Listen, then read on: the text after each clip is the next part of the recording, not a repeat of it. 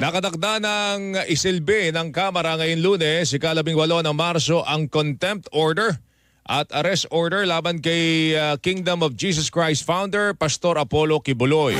Ayon kay Surigao del Sur 2nd District Representative Johnny Pimentel,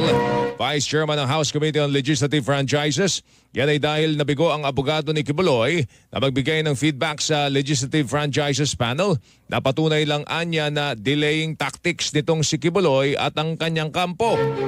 Samantala, nagsumiti na ng compliance and legal justifications ang kampo ni Kibuloy sa Senate Committee on Women and Children. Kasunod po ng inilabas na show cause order ng Senado para pagpaliwanagin ito pong si Kibuloy kung bakit hindi siya dapat arestuhin. Sa tugon po ng kampo ni Kibuloy, sinabi ng kanyang abogado na si Attorney Melanio Balaya na ang investigasyon ng Senado laban kay Kibuloy ay hindi in aid of legislation, kundi usurpation of judicial function